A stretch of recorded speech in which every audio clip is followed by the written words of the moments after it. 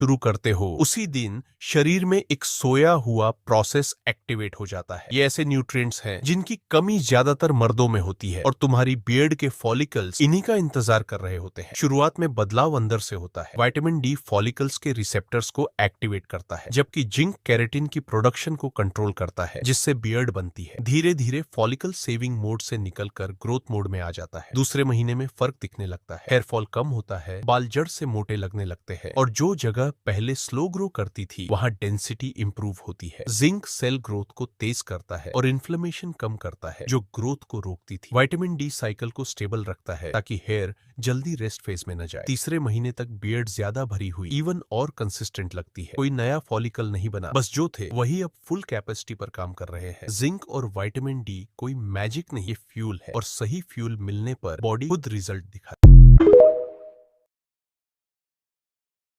शुरू करते हो उसी दिन शरीर में एक सोया हुआ प्रोसेस एक्टिवेट हो जाता है। ये ऐसे न्यूट्रिएंट्स हैं जिनकी कमी ज्यादातर मर्दों में होती है और तुम्हारी बियर्ड के फॉलिकल्स इन्हीं का इंतजार कर रहे होते हैं। शुरुआत में बदलाव अंदर से होता है। विटामिन डी फॉलिकल्स के रिसेप्टर्स को एक्टिवेट करता है, जबकि जिंक केराटिन की प्रोडक्शन को कंट्रोल करता है, जिससे बियर्ड बनती है। धीरे धीरे फॉलिकल सेविंग मोड से निकलकर ग्रोथ मोड में आ जाता है। दूसरे महीने में फर्क दिखने लगता है, हेयर फॉल कम होता है, बाल जड़ से मोटे लगने लगते हैं और जो जगह पहले स्लो ग्रो करती थी वहां डेंसिटी इंप्रूव होती है। जिंक सेल ग्रोथ को तेज करता है और इन्फ्लेमेशन कम करता है, जो ग्रोथ को रोकती थी। विटामिन डी साइकिल को स्टेबल रखता है ताकि हेयर जल्दी रेस्ट फेज में न जाए। तीसरे महीने तक बियर्ड ज्यादा भरी हुई, इवन और कंसिस्टेंट लगती है। कोई नया फॉलिकल नहीं बना, बस जो थे वही अब फुल कैपेसिटी पर काम कर रहे हैं। जिंक और विटामिन डी कोई मैजिक नहीं, ये फ्यूल है और सही फ्यूल मिलने पर बॉडी खुद